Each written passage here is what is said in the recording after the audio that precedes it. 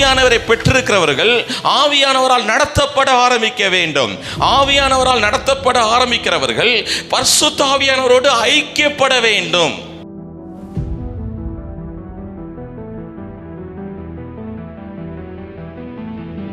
பரிசுத்த ஆவியானவர் வெறுமனே அந்நிய பாஷையிலே சத்தமிட்டு கூச்சலிட்டு மற்றவர்களுக்கு டிஸ்டர்ப் பண்றதுக்காக கொடுக்கல, மற்றவங்களுக்கு சாட்சியா இருப்பதற்காக தேவன் தம்முடைய ஆவியானவரை தந்திருக்கிறார். சொல்லுங்க, ஆவியானவர் எனக்குள்ள இருக்கிறனால ஒரு கட்டப்பட்ட வாழ்க்கை அல்ல, ஒரு விடுதலையின் வாழ்க்கையை நான் அனுபவிப்பேன். Thank you father. எல்லாரையும் நான் இயேசுவின் நாமத்தினாலே வாழ்த்துகிறேன். ஆமென். நம்ம இயேசு மிக மிக நல்லவராக இருக்கிறார். எவ்வளோ பேர் சந்தோஷமாக இருக்கீங்க? நம்ம மத்தியில் இருக்கிற இயேசு பெரியவர். சொல்லுங்கள், என் இயேசு பெரியவர். சொல்லுங்கள், என் இயேசு பெரியவர். ஏசாயா 62:4 முதல்ல ஆண்டவர் சொல்லுகிற தீர்க்க தரிசனமான வார்த்தையை சொல்லிட்டு நம்ம சத்தியத்தை கற்றுக்கொள்ள போகிறோம்.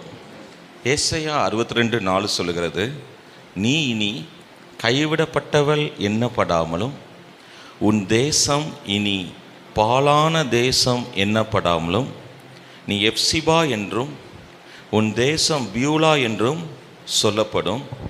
கர்த்தர் உன்மேல் பிரியமாயிருக்கிறார், உன் தேசம் வாழ்க்கைப்படும். இன்றைக்கி நம்ம பல நேரங்கள் நம்ம என்ன நினைக்கிறோன்னா, நம்ம கைவிடப்பட்டுட்டோமோ, நம்ம தோத்துட்டோமோ, நம்மளை மனிதர்கள் மறந்துட்டாங்களோ, சரி மனிதர்கள் தான் மறப்பாங்கன்னு நினச்சா கர்த்தரும் என்னை மறந்துட்டாரோ அப்படின்னு உங்களுக்கு எனக்கும் பல கேள்விகள் ஆழமாகி வருகிறது. இந்த மாலை ஆராதனையில் கர்த்தர் உங்களை பார்த்து சொல்லுகிறார், அப்படி இல்லை, நீ இனி கைவிடப்பட்டவள் எண்ணப்படாமல் நீங்கள் எப்படி இருப்பீங்களா? உன் தேசம் இனி பாழான தேசம் என்று எண்ணப்படாமல் எப்சிபா என்றும் உன் தேசம் பியூலா என்றும் சொல்லப்படும். இது 2 பெண்கள் பெயரை போல இருக்கிறது. ஆனால் இது பெண்கள் பெயர் அல்ல, அந்த அர்த்தத்திலே ஆண்டவர் சொல்லவில்லை. எப்சிபா அப்படின்னு என்ன அர்த்தம்? என் பிரியம் அவளில் இருக்கிறது. எல்லாம் சொல்லுங்க, தேவனுடைய பிரியம் என் மேல் இருக்கிறது. அந்த எப்சிபா அப்படின்னு சொல்கிறது ஒரு பெண்ணுடைய பெயர் அல்ல, தேவனுடைய பிரியம் அவள் மேல் இருக்கிறது அப்படின்னு அர்த்தம். இன்றைக்கி உங்கள் மேலே தேவனுடைய பிரியம் இருக்கிறது. சொல்லுங்கள், தேவனுடைய பிரியம் என் மேலே இருக்குது. இது சாதாரண விஷயம் இல்லை. தேவாதி தேவன் நம்ம மேலே பிரியமாக இருக்கிறது சாதாரணமான விஷயம் இல்லை. நீங்கள் தேவனுக்குள்ளே இருக்கிறதுனால பல விஷயங்கள்லேருந்து நீங்கள் கஷ்டம்லாம் அனுபவிக்காமல் இருக்கிறதுனால நீங்கள் எவ்வளவு சந்தோஷமாக இருக்கீங்க என்பது உங்களுக்கு புரிகிறதான்னு தெரில. ரட்சிக்கப்படாதவங்க எவ்வளவு சங்கடங்களை அனுபவிச்சுட்டு இருக்காங்க தெரியுமா? பலவிதமான ஒரு பய ஆவி அவங்கள தாக்குது. அப்படியே நடுங்குறாங்க. நீங்கள் வீட்டுக்கு போய் சேர்ந்துருவோமா, என் பையன் பாதுகாப்பாக வந்துடுவானா சொல்லுவாங்க பாருங்கள். என் உயிர் அப்படி பிடிச்சி வச்சுருந்தேன். இவங்க உயிரை எப்படி பிடிச்சி வைக்க முடியும்? பிடிச்சி வைக்க முடியாது. பிள்ளை வீட்டுக்கு வர வரைக்கும் என் உயிரை நான் அப்படி பிடிச்சிட்டு இருந்தேன். ஏன்னா அவங்களுக்கு நம்பிக்கை வேற இல்லை, அடுத்தது என்ன நடக்கும் என்கிற உத்தரவாதமும் இல்லை. ஆனால் இயேசுவை இரட்சகராக ஏற்றுக்கொண்ட உங்களுக்கு ஆண்டவர் சொல்கிறார், என் பிரியம் உன் மேலே இருக்கு. அவர் யார் என்றால் சர்வ சிருஷ்டி கர்த்தர் மட்டுமல்ல, அவர்தான் எல்லாவற்றிலும் எல்லாமா இருக்கிறார். அவரால் கூடாத காரியம் மட்டுமல்ல, அவரை விசுவாசிக்கிற நமக்கு எல்லாம் கூடுன்னு சொல்றாரு. அதை ரெண்டையும் சேர்த்து கனெக்ட் பண்ணணும். உம்மால் கூடாத காரியம் ஒன்றுமில்லை, தேவனால் கூடாத காரியம் ஒன்றுமில்லை என்பதை அப்படி சொல்லிட்டு விட்டுறக்கூடாது. டக்குன்னு எந்த வசனத்துக்கு வரணும்னா, புதிய ஏற்பாட்டில் விசுவாசிக்கிறவனுக்கு எல்லாம் கூடும். தேவனுக்கு எல்லாம் கூடும், அதை விசுவாசிக்கிற உங்களுக்கு எல்லாம் கூடும். தேவன் உங்கள் மேல் பிரியமாக இருக்கிறார். அதனால உங்க வாழ்க்கை முதலாவது தெய்வீக பாதுகாப்புக்குள் இருக்கிறது. தேவன் உங்களுக்கு டிவைன் சப்ளை தருகிறார். உங்களுக்கு என்ன தேவையோ அதை அவர் கொடுக்க ஆரம்பிக்கிறார். உங்க வாழ்க்கையிலே பாதுகாப்பை கொடுக்கிறார், வியாதியிலிருந்து ஆரோக்கியத்தை கொடுக்கிறார். சரிங்களா? இன்னைக்கு ஆண்டவர் உங்களை பார்த்து சொல்லுகிறார், பல நேரங்களில் நீ வாழ்க்கையில கைவிடப்பட்டது போல இருக்கிற, நீ கைவிடப்பட்டவள் அல்ல. சொல்லுங்க, நான் கைவிடப்பட்டவர் அல்ல. நீங்க சொல்றது தான் உங்களுடைய வெற்றி இருக்கிறது. சொல்லுங்க, நான் கைவிடப்பட்டவர் அல்ல. பாருங்க, இந்த தீர்க்கமான வார்த்தையை தான் பேச போறேன். அந்த மகவாயில கரெக்டா உமக்கு கைவிட தெரியாதே அப்படின்னு பாடுறார். இதுதான் நாங்கள் இந்த மெசேஜ் கொடுக்க போறோம்னு தெரியாது. எனக்கே 5 மணிக்கு தானே தெரியும். ஸோ அவங்க அதுக்குள்ளே புறப்பட்டு வந்துட்டாங்க. ஆவியானவர் உங்களோடு பேசுகிறார். நான் கைவிடப்பட்டவர் அல்ல. ஆமென். நீங்கள் தேவனுக்கு பிரியமாக இருக்கிறீங்க. அதுக்கு காரணம் உங்கள் செயல் அல்ல, உங்கள் மேல் இருக்கிற தேவனுடைய பூரண கிருபை, உங்கள் மேலே இருக்கிற தேவனுடைய பூரண அன்பு. உங்களை தேவன் அழைத்து, உங்களை தேவன் தெரிந்தெடுத்திருக்கிறார். ரோமர் 8வது அதிகாரம் சொல்லி, தேவன் உங்களை அழைத்து, தெரிந்தெடுத்து, முன்குறித்து, உங்களை பரிசுத்தமாக்கி, உங்களை நீதிமானாக்கி, மகிமைப்படுத்தியும் இருக்கிறார். உங்கள் மேலே தேவனுடைய அன்பு இருக்கு. இதை சொல்லி தான் நீங்கள் ஜெயிக்க போறீங்க. ஐயோ எனக்கு பயமாக இருக்குது, கலக்கமாக இருக்குது. இல்லை, பயம் இல்லை, கலக்கம் இல்லை. ஏன்னா தேவனுடைய பிரியம் என் மேலே இருக்குது. அதுக்கு நான் காரணம் அல்ல. என் தேவன் என் மேல் ஆழமான அன்பை வைத்திருக்கிறார். உங்களை தேவன் முன் குறித்திருக்கிறார், முன் அறிந்திருக்கிறார். நீங்கள் ரொம்ப ரொம்ப சந்தோஷமாக இருக்கணும். ஆமென், ஆமென். சொல்லுங்க, தேவனுடைய பிரியம் என் மேல் இருக்கிறது. அப்போ எப்சிபா என்றால் ஏதோ ஒரு பெண்ணின் பெயர் அல்ல, தேவனுடைய பிரியம் என் மேல் இருக்கிறது என்று அர்த்தம். அப்போ உங்கள் ஒவ்வொருவருக்கும் எப்சிபா அப்படின்னு தேவன் ஒரே வார்த்தையில் சொல்லும் பொழுது, என் பிரியம் உன் மேலே இருக்கு, என் பிரியம் உன் மேலே இருக்கு, என் பிரியம் உன் மேலே இருக்கு. நீ கைவிடப்பட்டவள் அல்ல, நீ கைவிடப்பட்டவன் அல்ல, நீ கைவிடப்பட முடியாதவன். ஆமென். அடுத்தது பாருங்க, பியூலா அப்படின்னா இன்னொரு பெண்ணுடைய பெயர் அல்ல. பியூலா அப்படின்னா வாழ்க்கைப்பட்டவர். சொல்லுங்க, நான் வாழ்க்கைப்படுவேன். அப்படின்னா நீங்கள் நித்திய ஜீவன மறு வாழ்க்கையிலையும் இந்த வாழ்க்கையிலேயே ஒரு நல்ல சந்தோஷமான ஒரு வாழ்க்கையும் தேவன் உங்களுக்கு வாக்கு பண்ணுகிறார். அதை பேதுரு எழுதுகிறார். இந்த உலகத்திற்குரிய எல்லா விஷயத்திலையும் நான் பார்த்துக்கொள்வேன் என்று தேவன் சொல்லுகிறார். இம்மைக்குரியதுக்கும் அவர் உங்களுக்கு வாக்குத்தத்தத்தை கொடுத்திருக்கிறார், மறுமைக்கும் வாக்குத்தத்தத்தை கொடுத்திருக்கிறார். 2 நன்மையும், அந்த ரெட்டிப்பான நன்மை நம்மை தொடரும். இந்த உலக வாழ்வுக்கு உங்களுக்கு என்ன தேவையோ அதற்கும் வாக்குத்தத்தம் கொடுத்திருக்கிறார், நித்திய ஜீவனுக்கும் ஆண்டவர் வாக்குத்தத்தம் கொடுத்திருக்கிறார். ஹல்லேலூயா. ஸோ நீங்கள் எப்படிப்பட்டவங்கன்னா, நீங்கள் வாழ்க்கைப்பட்டவங்க. ஆமென். சொல்லுங்க, நான் வாழ்க்கைப்பட்டவன். ஆமென். நான் எப்படிப்பட்டவங்க? வாழ்க்கைப்பட்டவங்க. நீங்கள் நிச்சயமாக நல்ல ஒரு வாழ்க்கையை நீங்கள் அனுபவிப்பீங்க. நீங்கள் பாழாய் போக மாட்டீங்க. சொல்லுங்கள், நான் பாழாய் போக மாட்டேன். என் குடும்பம் பாழாய் போகாது, என் தொழில் பாழாய் போகாது, என் பிஸ்னஸ் பாழாய் போகாது, எங்கள் ஊழியம் பாழாய் போகாது, என் குழந்தைங்க பாழாய் போக மாட்டாங்க. ஏன்னா தேவனுடைய பிரியமும் என் மேலே இருக்குது. அவர் என்னை பார்த்து சொல்லுகிறார், நீ வாழ்க்கைப்படுவாய். ஆமென். சொல்லுங்கள், நான் வாழ்க்கைப்படுவேன். அவங்க பியூலான்னு சொல்கிறாரு, நீ வாழ்க்கைப்படுவாய். ஆமென். சொல்லுங்கள், நான் வாழ்க்கைப்படுவேன். சொல்லுங்கள், நான் வாழ்க்கைப்படுவேன். நீங்கள் சொல்ல தான் அது வேலையே செய்யும். இப்போ கிறிஸ்டியன்ஸ் மிஸ் பண்ணுறது என்ன அப்படின்னா, ஆண்டோட்ட போய் அழணும், கதறணும், கெஞ்சணும், வைத்த வாயை அல்சர் வர்ற மாதிரி உபவாசம் பண்ணணும், அழுது கண்ணெலாம் வீக் ஆகணும், ஒரு திருப்தி. என் ஜெபம் இன்றைக்கி ரொம்ப சூப்பர். அதனால தான் தமிழ்நாட்டு கிறிஸ்தவங்க ஜெபத்தில் கூடி இருக்காங்க, ஆன்சர் வாங்குறதுல குறைவாக இருக்கிறாங்க. எனக்கு இந்த விஷயத்தை 23 வயசில் 24 வயசுலேயே ஒரு பெரிய தேவ மனுஷன் சொல்லி கொடுத்துட்டார். அவர் அமெரிக்காவுக்கு வருஷம் 2 வருஷத்துக்கு ஒரு தடவை ஊழியத்துக்கு போவார். சொல்லுவார், அவர் கேரளா மிஷினரி, தமிழ்நாட்டுக்கு ஊழியம் செய்ய வந்தவர். அவர் சொல்லுவார், நான் அமெரிக்காவில் நான் பார்த்தேன் தம்பி, நம்மளை மாதிரி ப்ரேயர் பண்ண மாட்டேக்காங்க.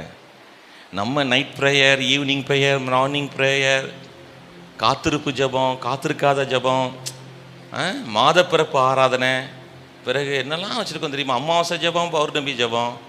நீங்கள் வைக்கல, இந்த கிறிஸ்தவ உலகம் வச்சுருக்க சொல்லுதேன் அந்த பேர். விடுவிக்கிற ஜபம், கட்டு அவிழ்க்கிற ஜபம், கட்டு எப்படி, இதெல்லாம் ப்ரேயரு.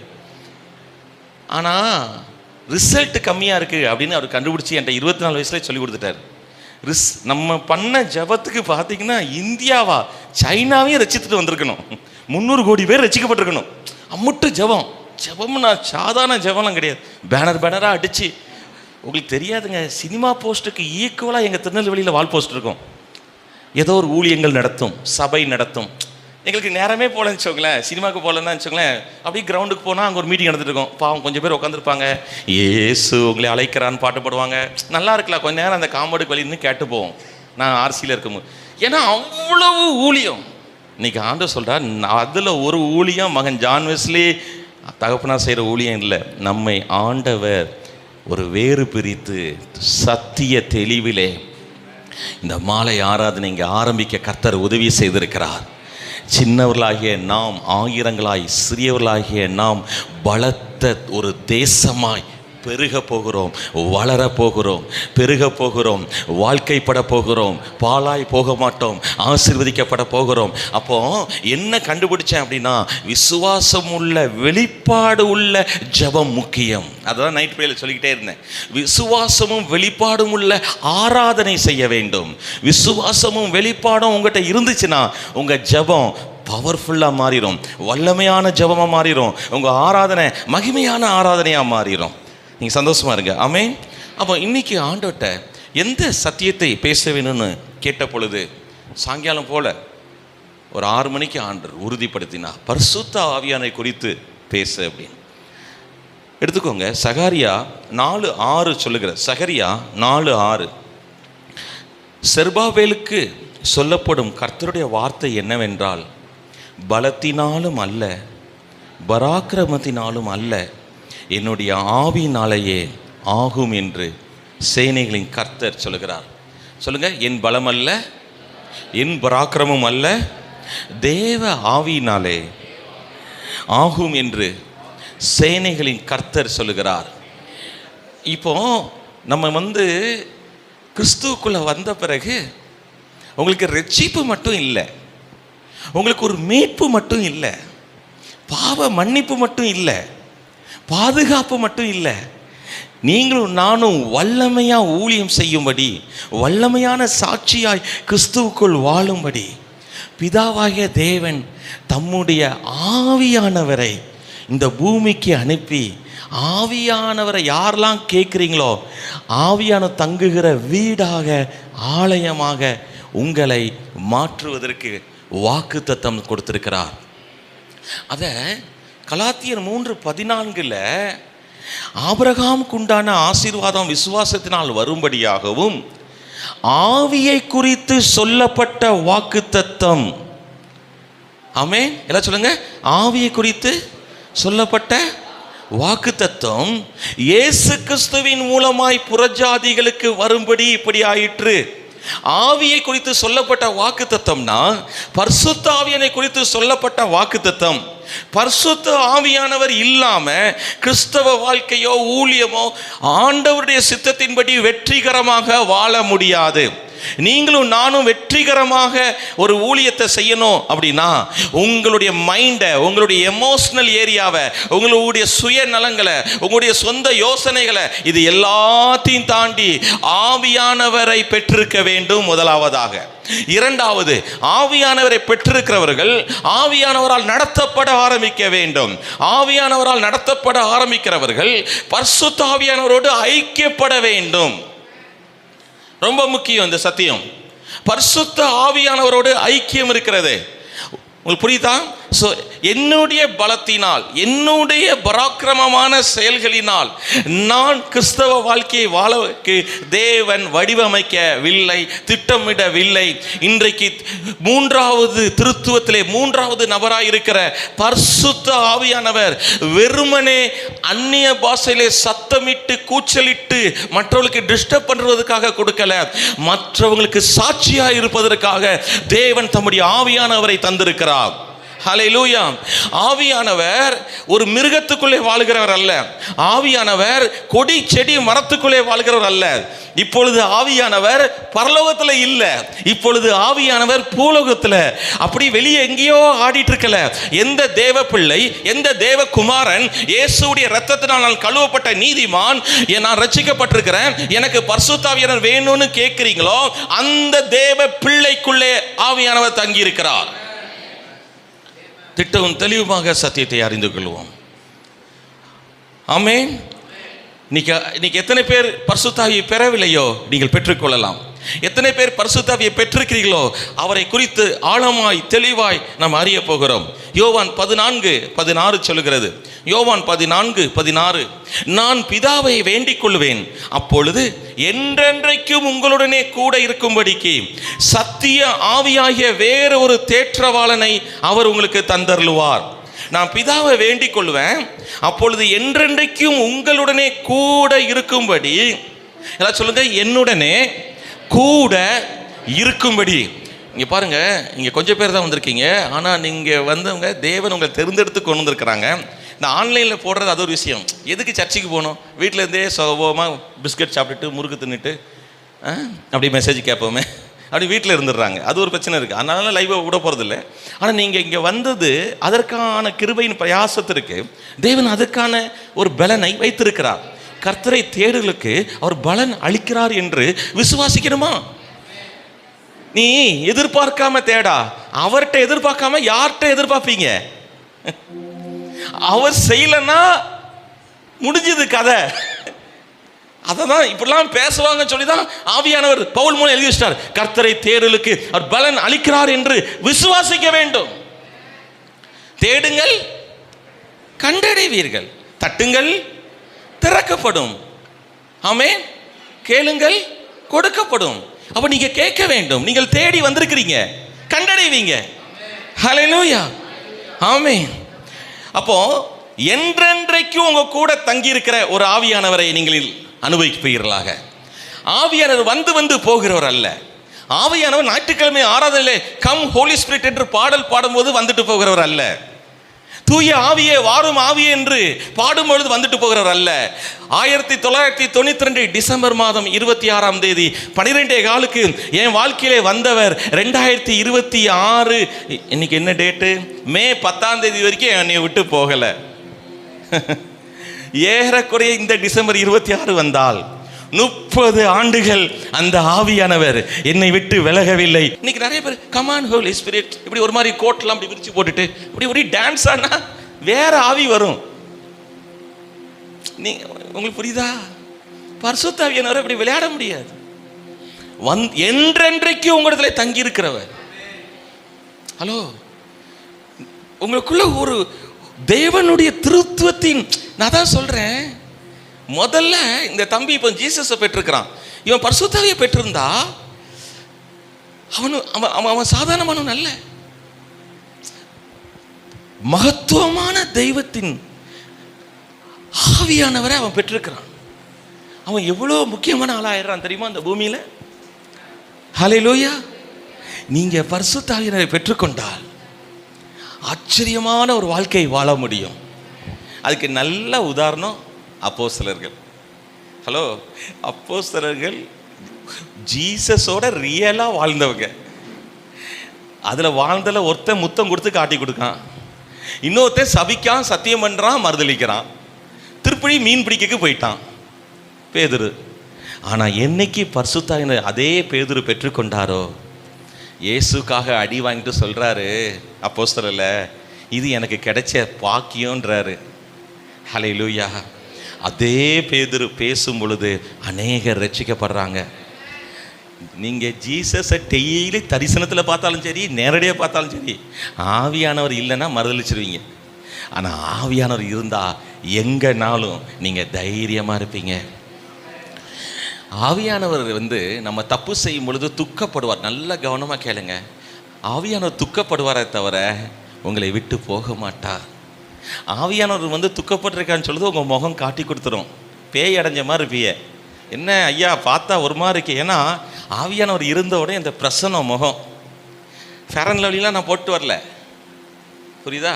ஏன்னா ரூமில் செக் பண்ணுங்க, மகன் வீட்டில் தான் இருக்கேன், இங்கே வேற ஏதோ பண்ணிடல. அந்த தேவ பிரசனம், நான் ஏதாவது ஆவியானவர் துக்கம் போனால் நீங்கள் ஈஸியாக கண்டுபிடிச்சிடலாம். நீங்கள் சங்கடமே பட வேண்டாம், யாரையுமே பார்த்தீங்கனாலே தெரிஞ்சிருவீங்க. அதனால தான் நான் இங்கே பாருங்க, ஆவியானுக்கு ஜன்னல் என்ன தெரியுமா கோபினே? உங்கள் கண்ணு. அதனால தான் என் கண்ணை பாருங்க, ஆவிக்குள்ளே போகிறீங்க. இங்கே நான் ஆவியானுடைய மூளை ஊழியம் செய்யும் போது அப்படியே போயிடுறீங்கள. அப்படி போகிறதுக்கு முன்னாடி என் கண்ணை ஏன் பார்க்க சொல்லுதான்? என் கண்ணில் என்ன இருக்கு? ஆவியானருக்கு ஜன்னல். நீங்கள் வெளிப்பாடு அறிஞ்சுக்கோங்க. உங்கள் கண்ணு சும்மா இல்லை, பரிசுத்த ஆவியானவர் எட்டி பார்க்குறாரு உங்கள் கண்ணு மூலமா. பரிசுத்த ஆவியானவர் உங்கள் கண்ணு மூலமா எல்லாத்தையும் பார்க்காரு. ஆவியானவருக்கு யானை பெருசா இருக்குன்னு அங்க போய் தங்க மாட்டாரு, மயில் அழகா இருக்குன்னு அங்க போய் தங்க மாட்டாரு, குயில் பாடுதுன்னு சொல்லி அங்க தங்க மாட்டாரு. மனுஷர் தேவ பிள்ளை யார் எனக்கு பரிசுத்த ஆவியானவர் வேண்டும் என்று கேட்கிறீங்களோ அவங்ககிட்ட தங்குவார். என்றென்றைக்கும் உங்களுடனே கூட இருப்பார். இந்த வேடை பிடிச்சுக்கோங்க. என்றென்றைக்கும், என்றென்றைக்கும் என்னை விட்டு விலகாத ஆவியானவர். என்னை கைவிடாத ஆவியானவர். அதான் அந்த வசனம் எனக்கு ரொம்ப டச்சிங்காக இருக்கும் பாருங்க. யோவான் 14:26, நான் உங்களுக்கு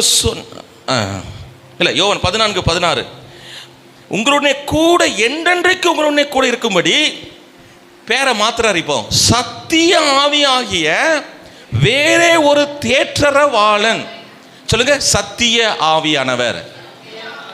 இப்ப ஏன் இந்த இடத்துல அவருக்கு பேரை மாத்துறாருன்னா, இந்த ஆவியானவர் தான் பைபிளை எழுதுவதற்கு 40க்கும் மேற்பட்ட தேவ மனிதர்களை தூண்டி வழிநடத்தி வெளிப்படுத்தி பல 100 ஆண்டுகள் எழுதப்பட்டு அதையெல்லாம் கோர்த்து தான் உங்களுக்கு பைபிள் என்று கொடுக்கப்பட்டிருக்கிறது. ஒரு நாள் திடீரென்று ஒருவர் எழுதின புத்தகம் அல்ல உங்கள் கையில் இருக்கிற வேதாகமம். 40க்கும் மேற்பட்ட தேவ மனிதர்கள் பல்வேறு நூற்றாண்டுகள் தேவ ஆவியானவரால் ஏவப்பட்டு வழி நடத்தப்பட்டு எழுதப்பட்ட புஸ்தகம்தான் பைபிள், வேதாகமம். நீ சந்தோஷமா இருக்கீங்களா? இந்த ஆவியானவரை பெற்றுக்கொண்டீங்கன்னா தங்கச்சி, உங்களை சகல சத்தியத்துக்குள்ளையும் நடத்துவார். யார் நான் பேசுறது சத்தியமா இல்லையா என்பதை உங்களுக்கு இருக்கிற ஆவியானவர் சுட்டி காட்டுவார். சந்தோஷமா? சந்தோஷமா? நீங்க வஞ்சிக்கப்படவே முடியாது. யார் மெசேஜ் கொடுத்தாலும் சத்திய ஆவியானவர் உங்களுக்குள்ள இருக்கிறபடினால இவர் பேசுறது சத்தியம், இவர் பேசுறது சத்தியம் இல்லைன்னு ஆவியானவர் உங்களுக்குள்ள இருந்து உணர்த்துவார், உங்களுக்குள்ளிருந்து பேசுவார், உங்களை உணர்த்துவார், பேசுவார். அடுத்தது, வேறே ஒரு தேற்றரவாளன். இந்த இயேசு நாம சபை அப்படின்னு இருக்கு. அதாவது பிதா, குமாரன், ஆவியான 3 பேர் இல்லை, ஒரே ஒரு நபர் தான் அப்படி சொல்லுவாங்க. பிதா இயேசுவா வந்தார், இயேசு ஆவியானவராக வந்தார் அப்படின்னு சொல்லுவாங்க. அதனால தான் இந்த வசனத்தை நான் அடிக்கடி அவங்களுக்கு சொல்லுவேன். வேறே ஒரு, நான் போய் ஆவியானவராக மாறுவேடம் போட்டு வருவேன்னு சொல்லலை. அவர் என்ன மாறுவேடம், ஃபேன்சி ட்ரெஸ்ஸு, நவம்பர் 14 உங்கள் சில்ட்ரன்ஸுக்கு ஃபேன்சி ட்ரெஸ் போட்டியாக நடத்திட்டு இருக்காரு. பிதாவாக இருப்பாராம், அப்படி இயேசுவா மாறுவாராம், அப்புறம் ஆவியானவராக மாறுவாராம். இது விளையாட்டுலாம், இதெல்லாம் நீங்கள் வேற மத கொள்கைகள் போதிக்குது. இது அப்படி இல்லை. இவர் ஆவியானவர் வேறே ஒரு தேற்றரவாளர், ஆங்கிலத்தில் கம்ஃபர்ட்டர், உங்களை தேற்றுவார் ஆவியானவர்.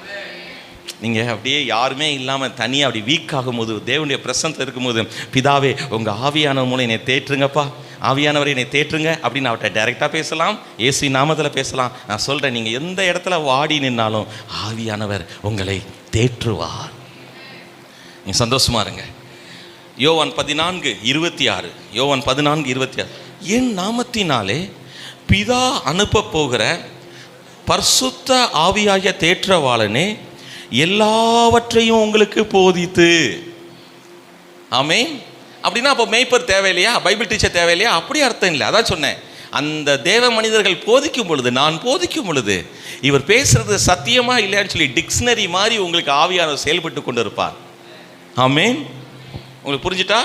அடுத்தது, நான் உங்களுக்கு சொன்ன எல்லாவற்றையும் உங்களுக்கு நினைப்பூட்டுவார். நான் பல தடவை அனுபவிச்சிருக்கேன். எப்போமோ பாடின பாடல், எப்போமோ கேட்ட மெசேஜ், எப்போமோ வெளிப்பாடு கிடைச்சது, எந்த நேரம் அவசியமோ அந்த நேரம் சரியாக ஆவியானவர் எனக்கும் உங்களுக்கும் நினைப்பூட்டி இருக்கிறார். வெள்ளிக்கிழமை நைட் ப்ரேயர் ஆரம்பித்து சனிக்கிழமை அதிகாலை முடிஞ்சுது. இங்கேருந்து நாங்கள் 6 மணிக்கு 5:45 6 மணி விடிஞ்சிட்டு கிளம்புறோம். இப்படி மகன் மோசஸ் மேலே கால் வச்சுட்டு ஷூ போட்டுட்ருக்கேன். டக்குன்னு ஆண்டவர், நான் உனக்கு போதித்து நடக்கும் பாதையை நாள்தோறும் காட்டுவேன், பயப்படாதே. அப்படி அந்த பாட்டை எப்போமோ கேட்டது, அதெல்லாம் என்னைக்கு கேட்டேன்னு எனக்கே தெரியாது. ஆண்டவர் சொன்னேன், மகனே உன்ட்ட ஆண்டவர் பேசுறாரு, உங்ககிட்ட மோசஸ் ஆண்டவர் உங்ககிட்ட பேசுறாரு, நீ கலங்காதீங்க, நான் உனக்கு போதிப்பேன், நான் உன்னை வழி நடத்துவேன்னு சொல்றாரு. ஆவியானவர் நினைப்பூட்டுவா. வெறும் அந்நிய பாஷையில் கத்துறதுக்கு மட்டும் இல்லைங்க. பரிசாய் போட்டுட்டேன், ஆனால் எல்லாரும் முன்னாடி அந்நிய பாஷை பேசி காமிச்சிருவோம். பாஸ்டர் விட்டுருவாங்க, விசுவாசிகளும் மதிச்சிருவாங்க. இல்லை பரிசுதாய் பெட்டியான்னு பாடாப்படுத்துவாங்க. இதுக்காக இல்லை. அதனால டங்ஸ் பேசுறதை குறைச்சிடாங்க. நான் அதை அடிக்கலைன்னா டங்ஸை பேசி கத்தி பேசுறதுக்கு மட்டும்தான் அப்படின்னு நினச்சிட்டாங்க கிறிஸ்தவங்க. அபிஷேகம் பெட்டிக்கலாம் அப்போ இப்போ என்ன அந்நிய பாஷை பேசி காமிக்கவா? ரொம்ப விளையாட்டாயிடுச்சு கிறிஸ்தவம். பயமாக இருக்கு எனக்கு. அப்படிலாம் ஆவியானவரை பேசக்கூடாது, விளையாட்டு இல்லை. நீங்கள் எந்த மனுஷன்ட்ட போய் நிரூபிக்க போறிய? தேவன் தானே மகிமைப்படுறாரு. ஆமே, ஹல்லேலூயா. ஆவியானவர் நிறைய வேலையை செய்கிறான்னு சொல்ல வரேன். உங்களை அந்நிய பாஷையில் ஜெபிக்க வைக்கிறார். அது மட்டும் இல்லைன்றேன். உங்களுக்கு வசனத்தை கரெக்டாக நினைப்பூட்டுவார். உங்களுக்கு வேலையை சரியாக நினைப்பூட்டுவார். நினைப்பூட்டுகிற ஆவியானவர் உங்கள் மகனுக்கு இதை செய்யணும்னு நினச்சி மறந்து வேற ஏதோ செஞ்சு டக்குன்னு நினைப்பூட்டுவார். உன் கணவர்கிட்ட இப்படி பேசு, ஆமாம் என் வீட்டுக்கு 4 மணிக்கு கூட நினைப்பூட்டுவார். சண்டை வராது. நான் உன்னை 4 மணிக்கு கூட சொன்னேன், கூட்டியா? அது ஒரு பெரிய நைட்டில் பஞ்சாயத்து. நீங்கள் ஆவியானவரை வச்சுட்டிங்கன்னா நினைப்பூட்டுவார். எல்லாத்தையும் நினைப்பூட்டு, சத்தியங்களை நினைப்பூட்டுவார். இயேசுவர் அது எப்படி? இயேசுன வசனத்தை மட்டும் நினைப்பூட்டுவார், மற்றதெல்லாம் நினைப்பூட்ட மாட்டாரா? உதவி செய்ய மாட்டாரா? நினைப்பூட்டுற ஆவியானவனே நான் பேர் வச்சுட்டேன். சின்ன வயசுலேருந்து இதை போதிக்கிறேன். எனக்கு ரொம்ப பிடிக்கும் பரிசுத்தாவியை பற்றி பேசுறதுக்கு. ஏன்னா என் வாழ்க்கையை இவ்வளவு தைரியமாக, பாரம்பரியமான ஒரு பெரிய குடும்பத்தில் பிறந்து 30 வருஷம் தைரியமாக இந்த ஊழியம் செய்யறதுக்கு ஒரே ஒருவர் தான் எனக்கு காரணம், பரிசுத்த ஆவியானவர். அவரோடு இருக்கிற அந்த பயணம். ஹல்லேலூயா. அவர் நினைப்பூட்டுவாருங்க. ஆமென். மிக்சியை ஆன் பண்ணிட்டான் இல்லையா, அங்கே கேஸ் ஸ்டவ் ஆன் பண்ணா இல்லையா, ஆஃப் பண்ணனா, எல்லாத்தையும் உங்களுக்கு ஆவியான நினைப்பூட்டுவார். உங்களுக்கு எல்லா விதத்திலையும் உதவி செய்வார். அப்போ கேஸ் வெடிச்சா என்ன ஆவீங்க? அதுக்கு உதவி செய்ய மாட்டார் ஆவியானவர்? கட்டாயம் உதவி செய்வார். பெட்ரோல் போடு என்று சொல்லுவார்.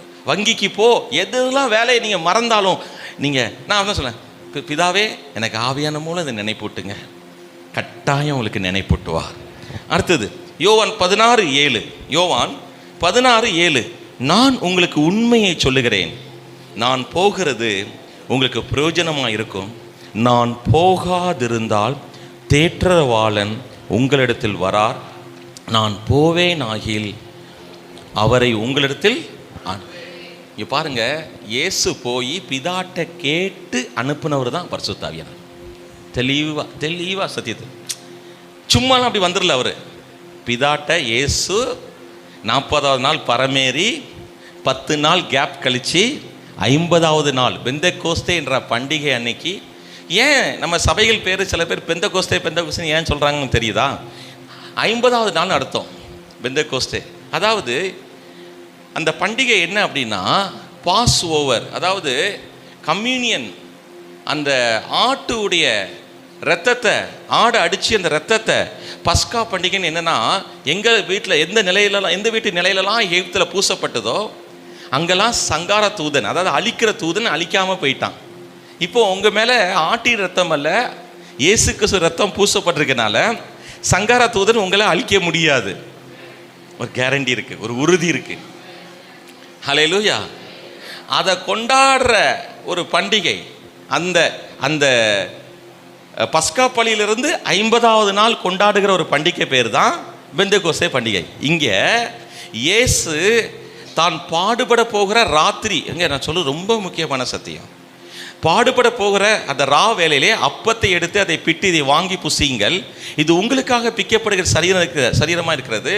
அடுத்தது அவர் அந்தபடிய பாத்திரத்தையும் எடுத்து, இது அநேகருக்காக சிந்தப்படுகிற என் இரத்தத்தினாலாகிய புதிய உடன்படிக்கை இருக்கின்றது சொன்னார்ல.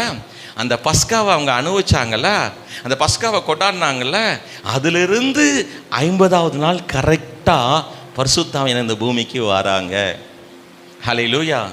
அதை பிதாட்ட இயேசு கேட்டு இந்த பூமிக்கு அனுப்பியிருக்கிறாங்க. ஆமென். அடுத்து பாருங்க, 2 கொரிந்தியர் 3:17. கர்த்தரே ஆவியானவர், கர்த்தருடைய ஆவி எங்கேயோ அங்கே. இதுதான் இயேசு நாமக்காரங்க. அதாவது ஒருத்துவம், திருத்துவம்லாம் கிடையாது சொல்கிறவங்க எடுக்கிற வசனம் இதுதான். ஒருத்துவம் ஒன்றே ஒன்று தான். அது பாருங்க, கர்த்தர் தான் ஆவியானவர் போட்டிருக்கு. கர்த்தர் தான் ஆவியாக வந்தார், அப்படி இல்லை அந்த அர்த்தம். த லார்ட் இஸ் த ஸ்பிரிட். கர்த்தர் ஆவியாய் இருக்கிறார். கர்த்தர் எப்படி இருக்கிறார்? ஆவியாய் இருக்கிறார். அந்த கர்த்தருடைய ஆவி எங்கே இருக்குதோ அங்கே விடுதலை இருக்குது. ஆமென். அப்போ ஆவியானவர் யாருன்னா உங்களையும் என்னையும் விடுவிக்கிற ஆவியானவர். பயத்திலிருந்து, கெட்ட பழக்க வழக்கத்திலிருந்து, வேதனையான அனுபவங்களிலிருந்து, பொல்லாத சூழ்நிலைகளிலிருந்து, ஆண்டவருக்காக தைரியமாக நிற்க முடியாத சூழ்நிலையில் உங்களையும் என்னையும் நோய்கள், பேய், அசுத்த கட்டுகள், சாத்தானின் கட்டுகள், இது எல்லாவற்றிலிருந்தும் விடுவிக்கிறவர் ஆவியானவர். சொல்லுங்க, ஆவியானவர் எனக்குள் இருக்கிறனால ஒரு கட்டப்பட்ட வாழ்க்கை அல்ல, ஒரு விடுதலையின் வாழ்க்கையை நான் அனுபவிப்பேன். இதை புரிஞ்சுக்கோங்க. ஆவியானவர் வெறும் அந்நிய பாஷை மட்டும் பேச உங்களுக்கு வரலை. அந்நிய பாஷை மிக மிக முக்கியம். அந்நிய பாஷை பற்றியே நிறைய வசனம் உங்களுக்கு உங்கள் பாஸ்டர் நிறைய சொல்லி கொடுத்துருக்காங்க. நீங்களும் பைபிள் வாசிக்கிங்க, நிறைய இருக்குது. ஆனால் அந்நிய பாஷை பேசுவதற்கு மட்டுமல்ல என்று சொன்னே தவிர அந்நிய பாஷை குறைத்து சொல்லவில்லை. ஆவியானவர் யாரெல்லாம் நீங்கள் பெற்றுக்கொண்டீங்களோ ஒரு தெய்வீக விடுதலையை அனுபவிப்பீங்க. நீங்கள் போய் ஜெபம் பண்ணும் பொழுது ஏன் அங்கே விடுதலை உண்டாகுதுன்னா உங்களுக்குள்ள இருக்கிற ஆவியானவர் அந்த ஜனங்களை விடுவிக்கிறார். அதனால தான் நீங்கள் சுயமாக மகிமைப்படக்கூடாது, நீங்கள் சுய பெருமை அடையக்கூடாது. இதெல்லாம் நான் ஜெபிச்சு நடந்துச்சின்னு உங்களை மாறுதட்டக்கூடாது. விடுவிக்கிற ஆவியானவர் உங்களுக்குள்ளே இருக்கிறனால நீங்கள் பாட்டு பாடும்போது, நீங்கள் மியூசிக் போடும் பொழுது, நீங்கள் ஜெபிக்கும் பொழுது, நீங்கள் பிரசங்கத்தை இப்போ நான் பிரசங்கம் பண்ணும்போது அநேகர் விடுதலையாகிறாங்க, திரும்ப திரும்ப கூப்பிடுறாங்க.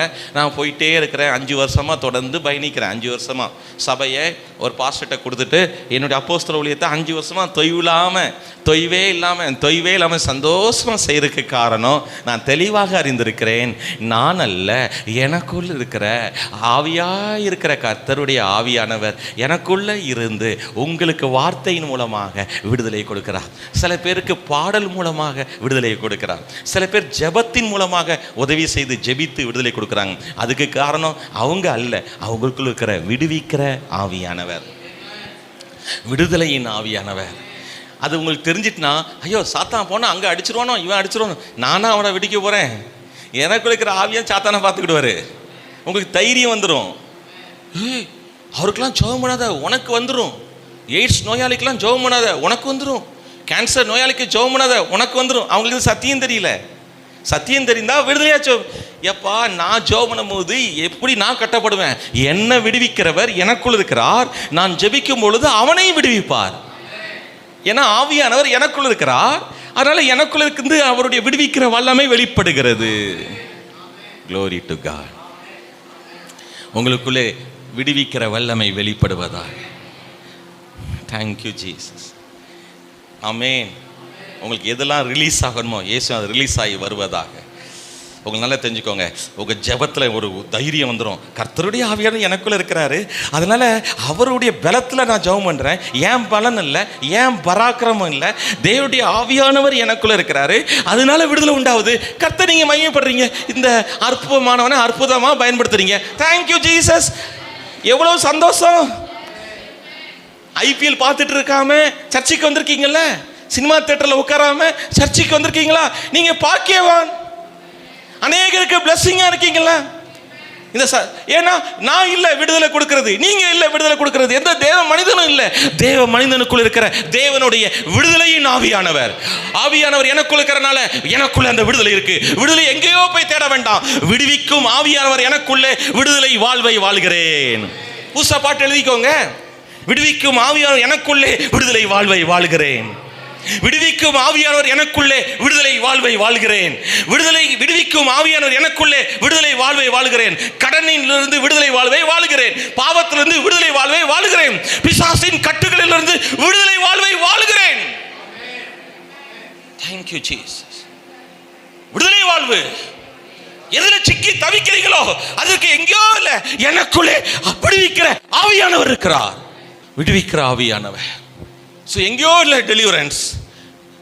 அதனால தான் நான் சொல்லுவேன், ஊழியம் செய்யும் போது தயவு செய்து பரிசுத்த ஆவியை பெறாதவங்களை ஊழியத்தில் பயன்படுத்துவதில்லை. ஏன் அந்த ஊழியக்காரங்க அப்படி தெளிவாக இருந்தாங்க?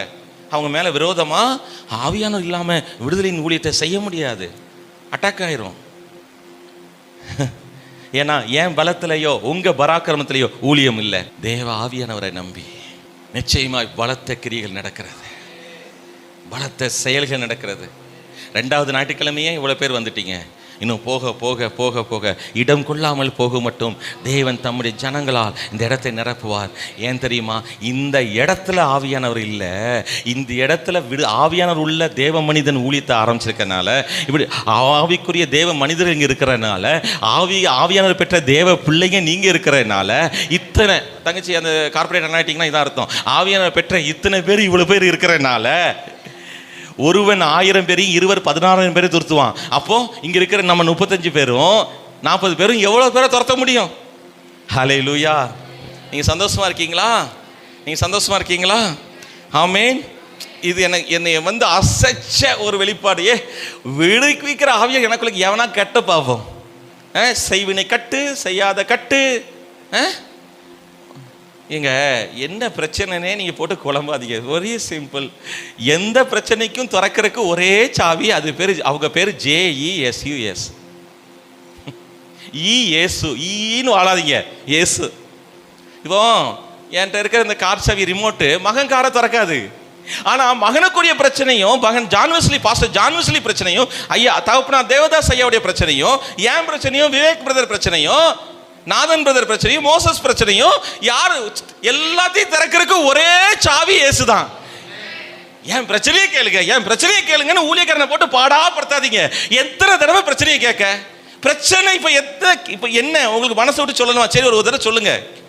டைம் வேணுமே. ஒவ்வொருத்தரும் ஒரு 2.5 மணி நேரம் கதை வச்சிருக்கீங்க. அது என்னைக்கு ஆரம்பிச்சு என்னைக்கு முடியாது, சைடு வேற போயிருது, நமக்கு இழுத்து கொண்டு வரும். ஐயா இல்லை இப்போ எங்கேயோ போயிடுச்சு, இப்போ இங்கே வாங்க, திருநெல்வேலியில் என்ன நடந்துச்சு சொல்லுங்க. அதுக்குள்ளே சென்னைக்கு போனீங்க அப்படி நம்ம பேசும்போது அதில் வேற உழப்பிடுறோம். இப்போ பிரச்சனையை பேச வேண்டாம், எனக்குள் விடுதலையின் ஆவியானவர் இருக்கிறார், அவ்வளோதான். உங்களுக்கு விடுதலை வேணுமா? பிரச்சனையை கேட்டு பாஸ்டர் உங்களுக்கு கண்ணீரை தொடச்சு விடணுமா? டிஷ்யூ பேப்பருக்கு தான் வேலை வரும். டிஷ்யூ பேப்பர் எடுத்து தொடச்சிக்கிட்டே இருக்க வேண்டியதான். ஓ, நீங்கள் இவ்வளோ கஷ்டப்பட்டீங்களா? ஏங்க ஏன் கஷ்டத்தெல்லாம் நீங்கள் கேட்டீங்கன்னா உட்காந்து ஒப்பாரி வச்சு அழுவீங்க. நான் அப்படியே அவங்ககிட்ட வந்து புலம்பிட்டு போகிறேன். நோ, இது தொடராது. தோல்வி தொடராது. இந்த கட்டு தொடராது. எவனும் நீ சிம்சோனை கட்டி வைக்க முடியல. தெலீலாள் மடியில படுத்தாலும் ஆவியானவனுக்குள்ள இருந்தனால அவன் உயிரோடு இருக்கும்போது கொன்றதை காட்டிலும் அவன் உயிர் விடும்போது கொன்றது அதிகம் சத்துருக்களை. சாதனை பண்ணிட்டு செத்து போனான். ஏன்? ஆவியானவர் அவனுக்குள்ள இருந்தா. இது புரிந்து கொண்டவர்கள் பாக்கியவான்கள். நீங்க பயப்படாதீங்க, நீங்க பயப்படாதீங்க. எனக்குள்ள விடுவிக்கிற ஆவியானவர் இருக்கிறார். கர்த்தருக்கு சரியா மகிமை செலுத்துவீங்க. பிசாசு உங்களை தாக்கவே முடியாது. செய்வினை எதுவும் தாக்க முடியாது. பில்லி சுனியை எதுவும் உங்கள் பிஸ்னஸை கெடுக்க முடியாது. ஹல்லேலூயா, ஆமேன். அப்போஸ்தலர் 1:8 சொல்கிறது, பரிசுத்த ஆவி உங்களிடத்தில் வரும்பொழுது நீங்கள் பலன் அடைந்து எருசலேம் எதை குறிக்குன்னா உங்களுடைய சொந்த ஊரை குறிக்குது. 2 யூதேயா உங்கள் பக்கத்து ஊரை குறிக்குது. அதாவது உங்களுடைய சேலம் டிஸ்ட்ரிக்ட் ஃபுல்லாக. முதல்ல சேலத்திலும், நீங்கள் எருசலேம்லாம் விட்டுருங்க, அது எதுக்கு? சேலத்திலும், சேலத்தின் மாவட்டம் முழுவதிலும், பக்கத்தில் இருக்கிற தமிழ்நாடு முழுவதிலும், இந்தியாவிலும், உலகத்தின் பூமியின் கடைசி பரிந்தமும் நீங்கள் எனக்கு எப்படி இருப்பீங்க? சாட்சியாக இருக்கணும்னா பரிசுத்த ஆவியானவரை கட்டாயமாய் பெற்றிருக்க வேண்டும். பரிசுத்த ஆவியானவரை பெறுறது கஷ்டமே கிடையாது. போட்டு சாக்குலாம் வச்சு ஏதோ ஜெபம் பண்ணணும்னு முன்னாடி சொல்லுவாங்க. அது சாக்கு வச்சு ஜெபம் பண்ண ஏதோலாம் சொல்லுவாங்க. என்கிட்ட உப்பு வச்சு ஜெபம் பண்ண அதெல்லாம் கிடையாது. விசுவாசத்தினாலே பரிசுத்த ஆவியானவரை நீங்கள் பெற்றுக்கொள்வீர்கள். ஹல்லேலூயா சொல்லுங்க. விசுவாசத்தோடு நான் ஜெபம் பண்ணும்போது பரிசுத்த ஆவியானவரை கிருபையாக பெற்றுக்கொள்வேன். ஹல்லேலூயா. நீங்கள் சந்தோஷமாக இருக்கீங்களா? நான் சொல்லுங்கள். பரிசுத்த ஆவியானவர் வரும்பொழுது இதில் பலன் போட்டிருக்கு, இங்கிலீஷ் பைபிளில் பவர்னு போட்டிருக்கு. சொல்லுங்கள், வல்லமை அடைந்து. அதனால தான் ஃபாதர் வல்லமையின் ஆவியானவர் எனக்குள் வந்துவிட்ட காரணம் தான் தெளிவாக எழுதியிருக்கிறார். பலத்தின் ஆவியானவர் இல்லை, அவர் வல்லமையின் ஆவியானவர். எல்லாம் சொல்லுங்கள், ஆவியானவர் எனக்குள்ளே வரும்பொழுது சர்வ வல்லமை உள்ள தேவனுடைய வல்லமையை கேரி பண்ணிட்டு எனக்குள்ளே வச்சிடுறாரு. இப்போ நீங்கள் யாரெல்லாம் பரிசுத்த ஆவியை பெற்றிருக்கிறீங்க கொஞ்சம் இப்படி கை வச்சு காமிங்களேன். அப்பாப்பா, நீங்களும் நானும் யார் தெரியுதா? God's power carrier sir. Hello, இது இந்த டிஃபன் பாக்ஸில் சோறு வச்சு அந்த கேரியர் இல்லை. நீங்கள் நாளைக்கு காலையில் ஸ்கூலுக்கு வேலைக்கெல்லாம் போகும்போது இந்த டிஃபன் பாக்ஸ் கேரியர் தூக்கிட்டு போவீங்களா? அந்த கேரியர் இல்லை. நீங்கள் கர்த்தருடைய வல்லமையை சுமக்கிறவங்க. நீ தேவாதி தேவ். இதை நீங்கள் எப்படி ஆரம்பிக்கணும்னா இதை அப்படியே தியானிக்கணும். அப்போஸ்தலர் 1:8 சொல்லிக்கிட்டே இருக்கணும். ஓ, பரிசுத்த ஆவியை நான் பெற்றுக்கொண்டேன், எனக்குள்ள இயேசுவை உயிரோடு எழுப்பின அதே வல்லமை எனக்குள்ளே இருக்குது. எபேசியர் 1:19 படி. ஆமேன், ஆமேன்.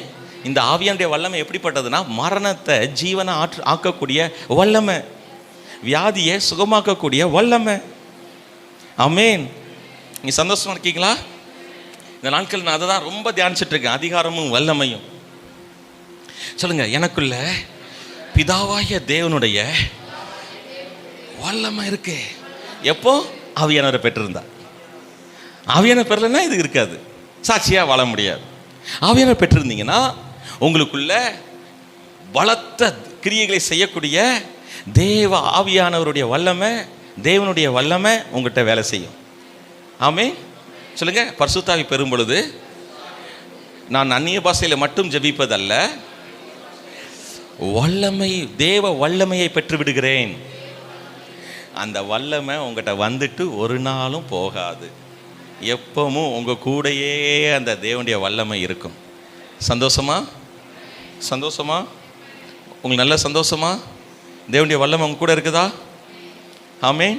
இதை யாரெல்லாம் பரிசுத்தாய் பெற்றிருக்கிறீங்களோ அவங்க என்ன செய்யணும்னா இதை சொல்ல ஆரம்பிக்கணும் ஃபஸ்ட்டு. அது பிறகு அதை தியானிக்க ஆரம்பிக்கணும். அது பிறகு ஆண்டவருக்கு நன்றி செலுத்த ஆரம்பிக்கணும். அடுத்தது மகிமைப்படுத்த ஆரம்பிக்கணும். அது பிறகு ஆண்டவருடைய வல்லமையை நான் இந்த விஷயத்தில் செயல்படுத்துகிறேன், வெளிப்படுத்துகிறேன், இதை கட்டவிழ்த்து விடுறேன் அப்படின்னு சொல்லும் பொழுது உங்கள்கிட்ட இருந்து தேவனுடைய வல்லமை வெளியே போகிறது. வெளியேனா தேவனுடைய வல்லமை உங்களை விட்டு வெளியே போனால் நீங்கள் அந்த வல்லமை இல்லாமல் ஆயிடுவீங்க. இல்லை, அந்த வல்லமையை நீங்கள் பயன்படுத்த முடியும். இதை தான் இப்போ நான் தீவிரமாக இந்த நாட்களில் தியானிச்சிட்டு இருக்கேன். அதான் உங்கள்கிட்ட சொல்லிட்டு போகிறேன். நீங்கள் யாரெல்லாம் ஹோலி ஸ்பிரிட்டை பெற்றிருக்கிறீங்களோ பவர் கேரியர். எம்மாடி சாத்தா நல்லா இந்த ஆள் பவர் என்னன்னே தெரியாமல் வாழுது, நல்லா வாழுதுடா, அப்படியே கஷ்டப்பட்டு கிறிஸ்தவளே எங்க இந்த வல்லமை என்னன்னா உங்களை முடக்கி வைக்கிற வல்லமை இல்லை, வியாதியை சுகமாக்குற வல்லமை. ஆமென். இப்போ பாருங்களேன், பிஸ்னஸுக்கும் உங்களுக்கு பணம் சம்பாத்தியம் பண்ணணும்னா உபாகமம் 8:18 சொல்லுது, ஐஸ்வர்யத்தை சம்பாதிப்பதற்கு வல்லமை தருவேன். உபாகமம் 8:18. அப்போ ஆவியானவர் உங்கள்கிட்ட வரும் பொழுது நீங்கள் வல்லமை, அந்த வல்லமை என்ன செய்யுதுன்னா ஐஸ்வர்யத்தை சம்பாதிக்க வைக்குது.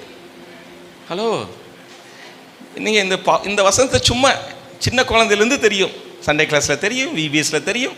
ஆனால் வாழ்க்கையில் இது வல்லமை இப்போ வெளிப்படட்டும். அப்படி தான் நான் நேற்று நைட்லேருந்து இன்றைக்கும் ஜெபம் பண்ணிகிட்டே இருக்கிறேன். ஸோ மார்னிங் பயங்கரமான கர்த்தருடைய இன்னைக்கு மார்னிங் வந்தவங்க பாக்கியவான்.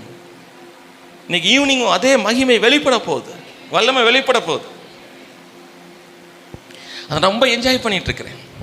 Thank you Jesus. பாருங்க, இயேசுடைய வஸ்திரத்தின் ஓரத்தை ஒருவள் தொடுகிறார். இயேசு சொல்லுகிறார், இதை தொட்டது யார்? பேதுரு கேட்கிறார், எல்லாரும் போய் நெருக்கி கொண்டிருக்க உங்களை தொட்டது யார் என்று கேட்க.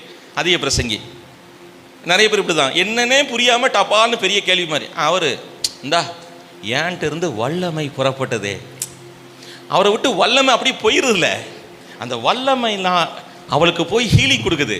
இப்போ இந்த வல்லமை வச்சு தான் பிரதர் விவேக், நீங்கள் நல்லா புரிஞ்சுக்கோங்க தம்பி, யாரெல்லாம் சகோதரா, யாரெல்லாம் பிஸ்னஸ் பண்ணுறீங்களோ, பிஸ்னஸ் பண்ணணும்னு கனவுல இருக்கீங்களோ, நீங்கள் உங்கள் பலத்தில் ஓட முடியாது. பரிசுத்த ஆவியை நீங்கள் பெற்றிருக்க வேண்டும். ஐஸ்வர்யத்தை சம்பாதிப்பதற்கான வல்லமை ஹோலி ஸ்பிரிட் தான் இருக்கு. சாட்சியா வாழ்றதுக்கும் ஆவியானவர்கிட்ட தான் வல்லமை இருக்கு.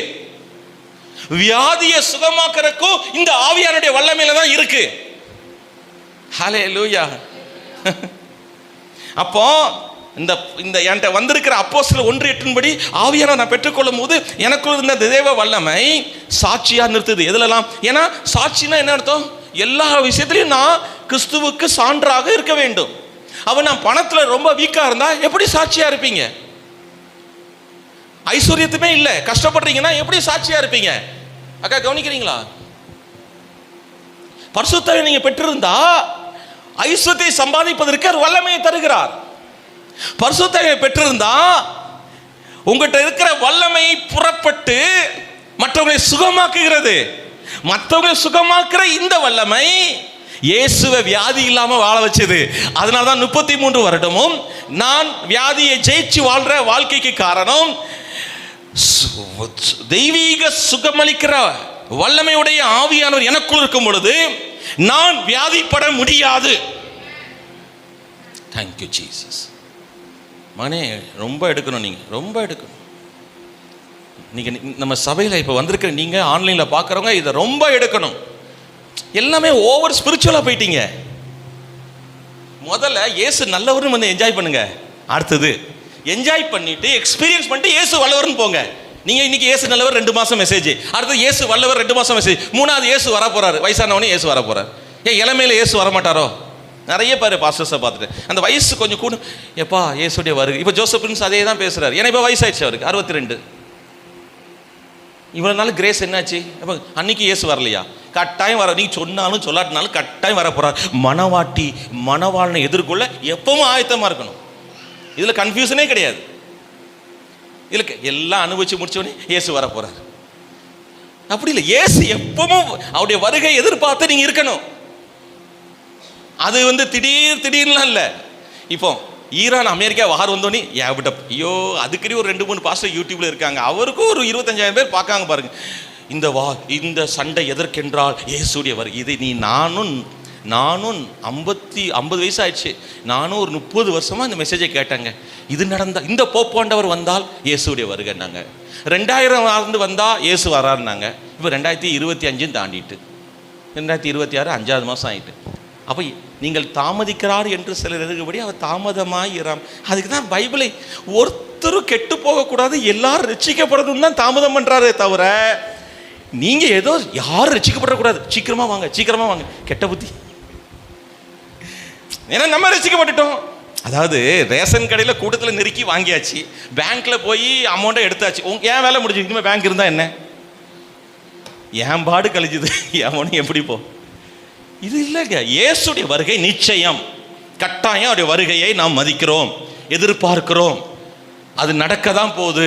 மணவாளன் கட்டாயமாக வரப்போகிறார். ஹல்லேலூயா.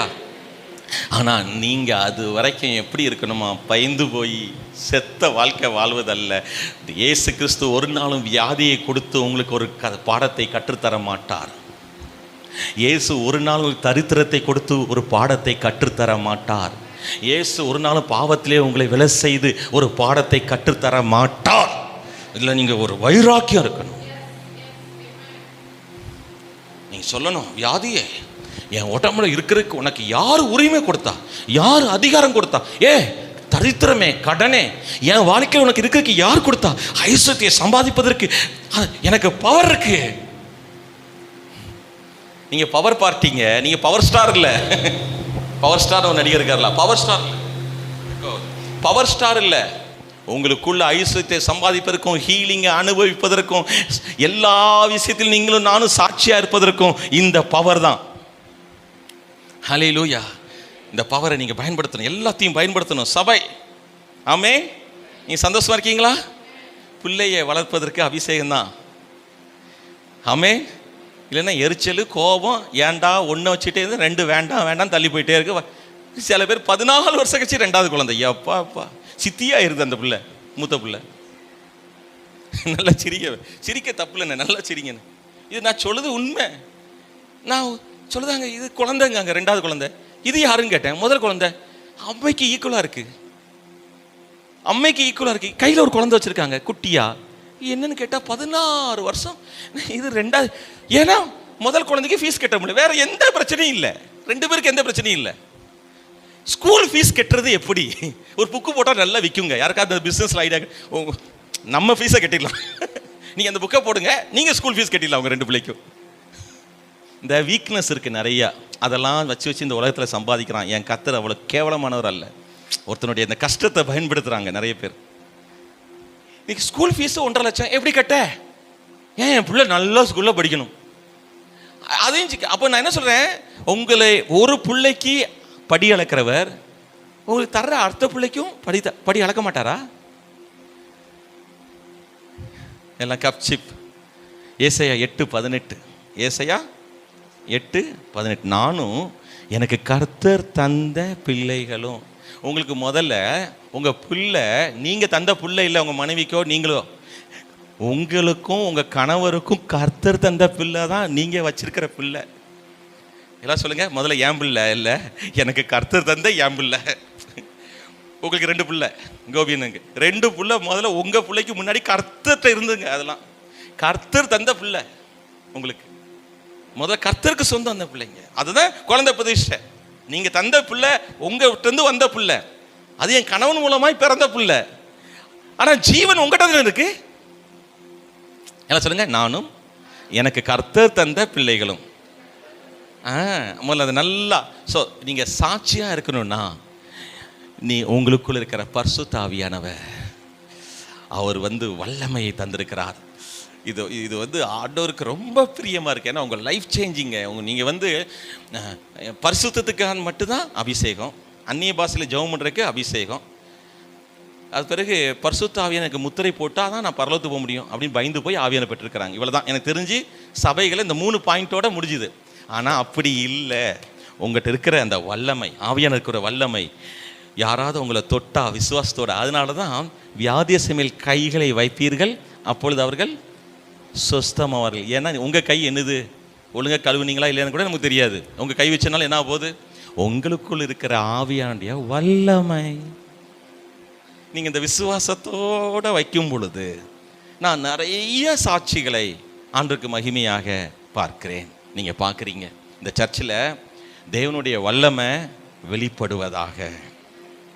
மகன் ஜான் வெஸ்லி மூலமாக, தகப்பனார் மூலமாக, தாய் மூலமாக, இங்கே இருக்கிற ஒவ்வொரு சகோதரர்கள் மூலமாக, மியூசிக் போடுற நாதன் மூலமாக நான் சொல்கிறேன், இயேசுவின் நாமத்தினாலே உங்களுக்குள் ஆவியானவர் யாரெல்லாம் பெற்றிருக்கீங்களோ பெற போகிறீங்களோ, நீங்கள் பவர் கேரியர், தேவ வல்லமை சுமக்கிற தேவ மனிதன், தேவ வல்லமை சுமக்கிற ஒரு சகோதரி. நீங்கள் அந்த வல்லமையை வச்சு நீங்கள் ஹீலிங்கை அனுபவிக்கலாம், அந்த வல்லமையை வச்சு நீங்கள் தேற்றப்படலாம், அந்த வல்லமையை வச்சு நீங்கள் பணத்தை சம்பாதிக்கலாம், அந்த வல்லமையை வச்சு பாவத்தை மேற்கொள்ளலாம். ஆமேன். அந்த வல்லமை வச்சு பாவத்தை மேற்கொள்ளலாம், அந்த வல்லமை வச்சு அடிமைத்தனம் முறிந்து போயிடும், அந்த வல்லமை வச்சு தைரியமாக இருப்பீங்க, அந்த வல்லமையை வச்சு நீங்கள் நிறைய நல்ல விஷயங்களை செய்வீங்க. எல்லாம் சொல்லுங்கள் இனிமே எனக்குள்ள இருக்கிற தேவ வல்லமையை ஒரு நாளும் வீணாக்க மாட்டேன். உங்களுக்கு ஒரு சின்ன இன்றைக்கி நான் இப்போ செய்ய போகிறேன், சரியா? யாரெல்லாம் வியாதியோடு இருக்கீங்க எந்திங்க பார்க்கலாம். இயேசு நாமத்தினால இப்போ நான் ஆண்டுடைய வல்லமையை வெளிப்படுத்துகிறேன். அதில் 2 பேர் சோகமானாலும் சந்தோஷங்க, 8 பேர் சோகமாக அதை பற்றி கவலைப்படாங்கன்றேன். எந்த இயேசுக்கு பிறகு பவுல் உட்பட, நான் சொல்கிறேன் பவுல் உட்பட 100க்கு 100 யாருக்குமே விடுதலை கிடைக்கல. ஏன்னா பவுல் சொல்கிறார், எப்பாப்ரோதீத்துவை நான் வியாதியோடு விட்டு வந்தேன். இது இவரே வியாதியோடு விட்டு வந்தது, நான் மோசமாக நான் பாருங்க அந்த மாதிரி வசனம்லாம் வாசித்து வச்சுருக்கேன். எப்பாப்ரோதீத்துவை நான் வியாதியோடு விட்டுட்டு வந்தேன் அப்படின்றார் பவுல். ஆனால் யாருக்குமே 100க்கு 100 உங்களுக்கு நடக்கலன்னு கவலைப்படாங்கன்றேன். ஆனால் நீங்கள் ஊழியத்தை விட்டுறாதீங்கன்றேன். இப்போ இல்லை உண்மையிலே சொல்ல, இப்போ யாருக்காவது வியாதி போடும் ஜெபம் பண்ணா நான் இங்கே எஞ்சில்லுங்க, நான் இயேசுவி நாமத்தினால சுகமளிக்கிற வல்லமையை ரிலீஸ் பண்ணுறேன். சுகமானீங்கன்னா தேவன் மகிமைப்படுவார், சுகமாகலன்னு நான் பொறுப்பு கிடையாது, எனக்கு தெரியாது, நான் ஆண்டு சொன்னது செஞ்சேன், முடிஞ்சு போச்சு. ஓரல் ராபர்ட் என்ற தேவ மனுஷன்ட்ட நீங்கள் எப்படி 1-to-1 ஜெபம் பண்ணி ஹீலிங் பண்ணுறீங்க, உங்களுக்கு பயமாக இருக்காதா சோமாலனா கேட்குறாங்க நிருபர்கள். சுகமானால் தேவனுக்கு மகிமை, சுகமாகவில்லைன்னா நெக்ஸ்ட் என்று சொல்லிவிடுவேன், அடுத்தது வா, அவ்வளோதான். ஏன்னா சுகமானா யாருக்கு மகிமை? ஓரல் ராபர்ட் சுகமாக்குறாரா, பென்னிகின் சுகமாக்குறாரா, ரஃபேல் சுகமாக்குறாரா, கர்த்தர் நம்ம மூலம் சுகமாக்குறாரா? கர்த்தர் மூலம். இப்போ நான் 1000 விஷயம் இருக்கும் சுகமாகாம இருக்கு, அது ஃபெயிலியர் கிடையாதுன்றேன். நம்ம சபை சேலத்தில் அப்படி எழும்பட்டும். நைட்டில் ஈடன் ஹாலில், பேர் கட்டாதுன்னு சொல்கிறேன், ஈடன் ஹாலில் க்ளோரி சென்டர்னு ஒரு நடக்குதுங்க. அங்கே போனால் குறைஞ்சது ஒரு 4-5 பேர் ஹீல் ஆகிறாங்க. உங்களுக்குள்ளே அந்த ஃபெய்த் அதிகமாயிரும், உங்களுக்குள்ளே அந்த கான்ஃபிடென்ஸ் அதிகமாயிரும். நிறைய பேர் அப்படி அந்த 4 40 மாறிடும். அது பேர் இது ஒரு ஹீலிங் சென்டராக மாறும். இப்படி நீங்கள் தைரியமாக கட்ட விழுகன்றேன். ஆமென், ஹல்லேலூயா. ஏன்? எனக்குள்ள இருக்கிற விடுவிக்கிற ஆவியானவர், எனக்குள்ள இருக்கிற வல்லமையின் ஆவியானவர், எனக்குள்ள இருக்கிற அன்பின் ஆவியானவர், எனக்குள்ள இருக்கிற தேற்றுகிற ஆவியானவர். அடுத்தது ஒரு வசனம் இருக்கு, நான் குறிச்சிட்டு வரல. the anointing with fire. நான் உங்களுக்கு ஜலத்தினால ஞானஸ்நானம் கொடுக்குறேன், டக்குன்னு எனக்கு இப்போ நினைப்பூற்று ஆவியானவர் சொல்லுன்றார். நான் எழுதிட்டு வரல மானே, அந்த இருப்பிடம் மட்டும் சொல்லுவீங்களா? the anointing, யோவான் 3 அந்த இருப்பிடம் மட்டும் சொல்லிடுங்களேன் தெளிவாக, ஏன்னா நம்ம தெளிவாக பேசணும். மத்தேயு 3:11 வாசிங்க தங்கச்சி.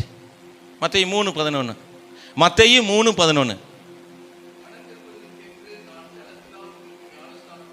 கொடுக்கிறேன், எனக்கு பின் வருகிறவரோ என்னிலும் வல்லவராய் இருக்கிறார்.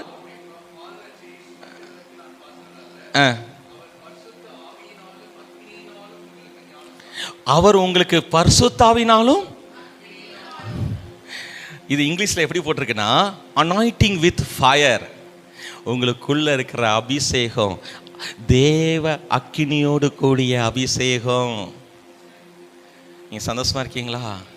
உங்கள் மேலே இருக்கிறது தேவ வல்லமை நிறைந்த அபிஷேகம் மட்டும் இல்லை, விடுவிக்கிற வல்லமை நிறைந்த அபிஷேகம் மட்டும் இல்லை, சத்தியத்தை கற்றுக் கொடுக்கிற அபிஷேகம் மட்டும் இல்லை, உங்களை அந்நிய பாஷையில் ஜெபிக்க வைக்கிற அபிஷேகம் மட்டும் இல்லை.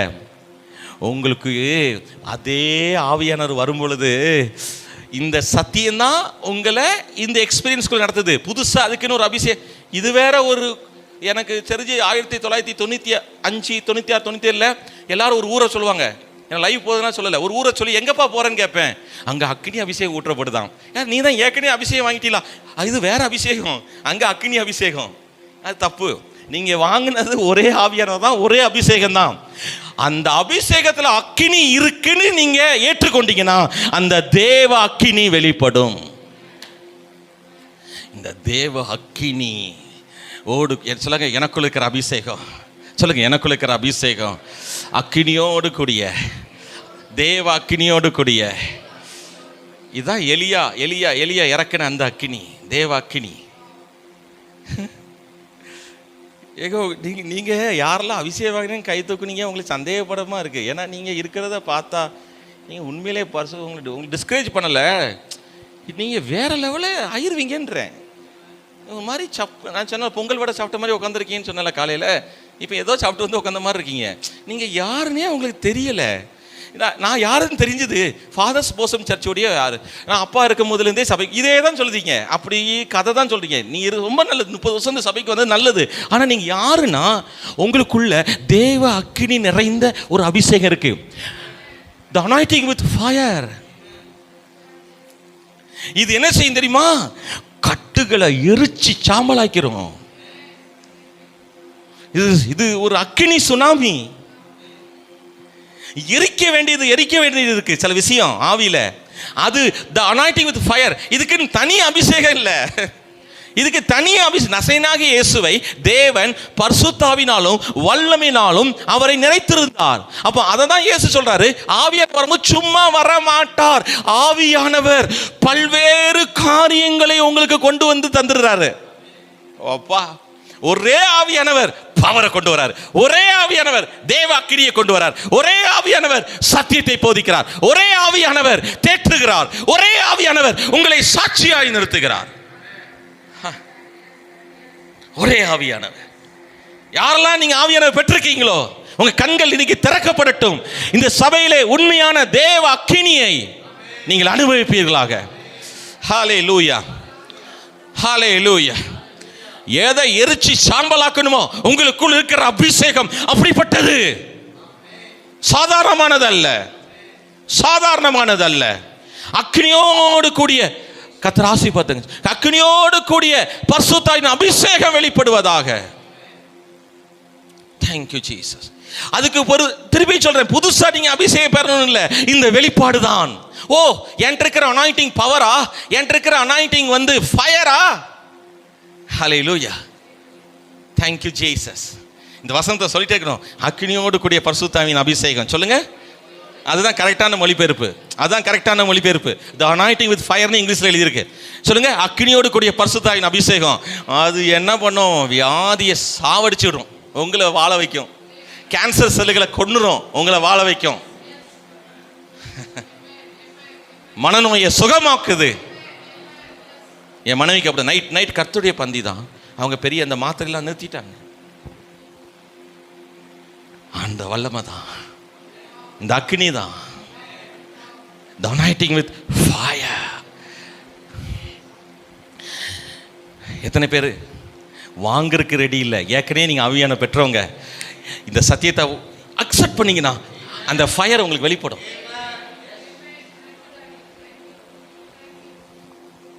டேபிளில் பாயாசம் இருக்குது, நீ கை கழுவிட்டீங்க, அங்கேருந்து சத்தம் கேட்கு, எங்க டேபிளில் பாயாசம் இருக்குது சாப்பிட்டீங்களா? எவ்வளோ முதலே சொல்லாமலாம் தெரியாமல் போச்சு. ரொம்ப சிம்பிள் உதாரணம் சொல்கிறேன், இவ்வளோதான். புதுசாலாம் பாயாசம் இல்லை, அது ஏற்கனவே தேவன் அங்கே உங்கள் வாழ்க்கை துணை மூலம் அங்கே ரெடியாகி வச்சுட்டாரு. அங்கே அவங்க உள்ளே போய் ஏதோ வேலை செஞ்சுட்டு இருக்கக்குள்ள நீங்கள் கை கழுவ போயிட்டீங்க. அதே தான், ஆவியானவர் ஒரே ஆவியானவர் தான். இன்னைக்கு திடீர்னு உங்களுக்கு பாயாசம் ரெடி பண்ணி அக்கடிலாம் தரல. இந்த வெளிப்பாடு, ஓ இந்த ஆவியான்ட்ட அக்கடி இருக்கா, ஆமா அவ்வளவுதான், என்ஜாய்.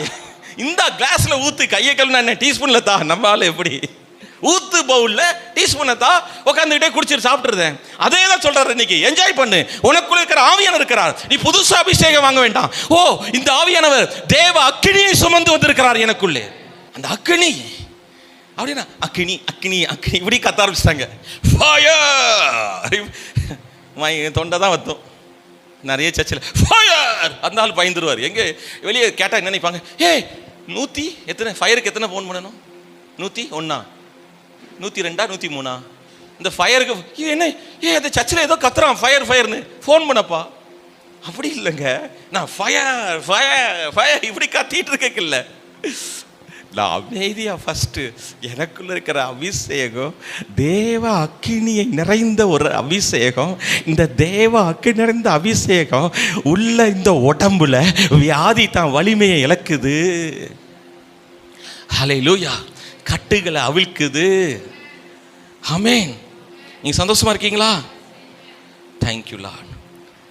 ரோமர் 8வது அதிகாரம் 26வது வசனம், அந்தபடியே ஆவியானவரும் நமது பலவீனங்களில் நமக்கு உதவி செய்கிறார். ரோமர் 8:26 சொல்லுங்க, அந்தபடியே ஆவியானவரும் நமது பலவீனங்களில் நமக்கு உதவி செய்கிறார். நீங்க எப்போ வீக்கா ஆகுறீங்களோ அப்போ ஆவியானவர் உங்களுக்கு உதவி செய்கிற ஆவியானவர். சொல்லுங்க, உதவி செய்கிற ஆவியானவர்.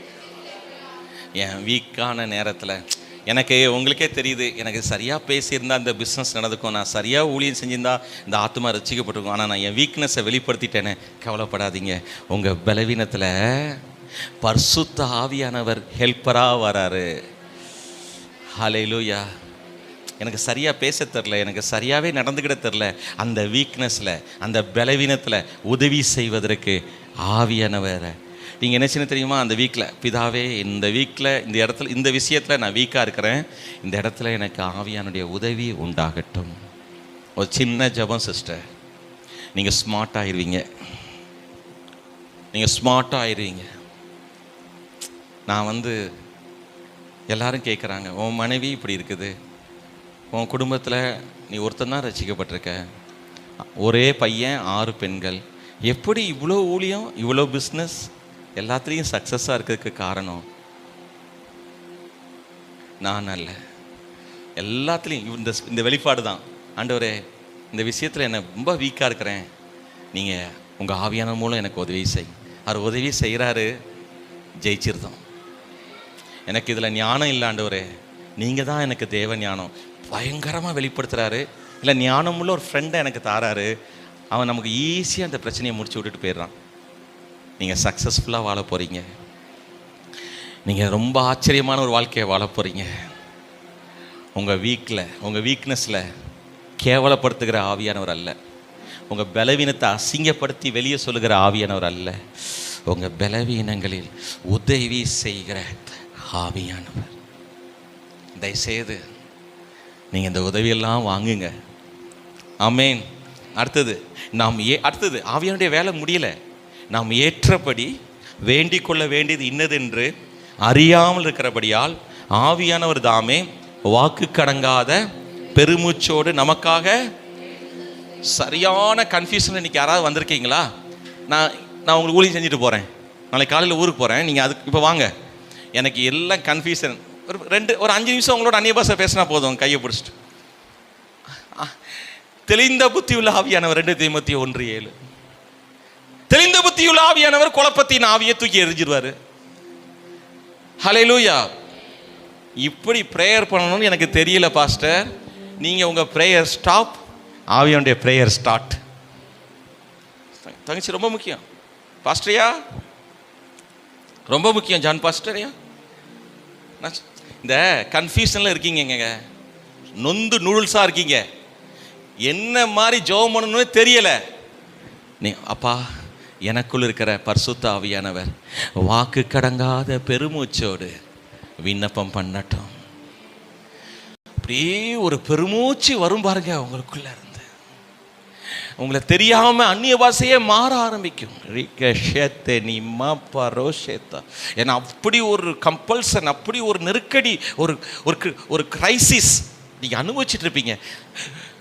தயவுசெய்து வேற எந்த முடிவு எடுத்துறாங்க. உங்களுக்கு இருக்கிற நல்ல ஆவியானவர் வாக்கு கடங்காத வாக்கு, இந்த வாக்கு என்ன வார்த்தை, வாக்குனா வார்த்தை, எந்த வார்த்தையை வச்சு நான் ஜெபம் பண்ணணும்னு எனக்கு தெரியல. அதனால அந்த நேரத்தில் பரிசுத்த ஆவியானவர் உங்களுக்குள் இருந்து உங்களுக்காக பிதாவிடம் விண்ணப்பம் பண்ணுவார். கவனிக்கிறீங்களா பிரதர்? ஸ்பெக்ஸ் போட்டிருக்க பிரதர், கவனிக்கிறீங்களா? என்ன டிசிஷன் எடுக்கணும்னு தெரியல, பயங்கரமான கஷ்டத்தில் இருக்கீங்க. அந்த சூழ்நிலையில் இந்த ப்ரேயர் பண்ணுறதுக்கு ஆவியானவரை விட்டு கொடுங்க. வாக்கு கடங்காத பெருமூச்சோடு ஆவியானவர் விண்ணப்பம் பண்ணுவார். இயேசு எழுந்திருந்து உங்களுக்கு பதிலை பிதாவிடம் வாங்கி தருவார். சொல்லுங்க, வாக்கு கடங்காத, சொல்லுங்க, பெருமூச்சு எனக்குள்ளிருந்து பரிசுத்த ஆவியானவர் விண்ணப்பம் பண்ணுவார். இதுக்கு எப்படி சின்ன சொல்லிட்டேன். Stop your prayer, start the holy spirits groaning prayer. இது ரொம்ப முக்கியம். ஹலோ, 108 ப்ரேயர்லாம் வச்சிருக்காரு, எமர்ஜென்சி ஐசியூ ப்ரேயர்லாம் வச்சிருக்காரு. நான் மட்டும் தான் கஷ்டப்படுதேன், எனக்கு யாரும் இல்லை, என் குடும்பத்தை. எப்படி அப்போ நான் இத்தனை வருஷம் நிலைத்து நிற்க முடிஞ்சது? நாம் இந்த சத்தியங்கள் தான். பயங்கரமாக நொறுக்கப்படும் பொழுது, பயங்கரமாக சங்கடப்படும் பொழுது பாப்பாக்கு தெய்வீக சுகமளிக்கிற வல்லமை வெளிப்படட்டும். அபி தங்கச்சி பிள்ளைக்கு, மோசஸ் மகளுக்கு இயேசுவின் நாமத்தில் பேசுகிறேன். அவருடைய சுகமளிக்கிற வல்லமையும் அக்கினியும் அந்த குழந்தைகிட்ட வெளிப்படுவதாக. ரொம்ப சங்கடப்படுறேன்னா உங்க ஜெபத்தை நிறுத்திட்டு வாக்கு கடங்காத பெருமூச்சோடு எனக்குள்ளிருந்து ஆவியான விண்ணப்பம் பண்ணட்டும். அடுத்தது நம்ம முடிச்சிடுறோம், கரெக்டாக நம்ம முடிச்சிடலாம். Thank you Jesus.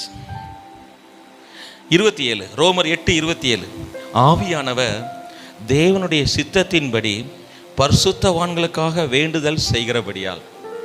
எல்லாம் சொல்லுங்க, பரிசுத்த ஆவியானவர் தேவனுடைய சித்தத்தின்படி பரிசுத்தவான்களாகிய எங்களுக்காக வேண்டுதல் செய்கிறார்.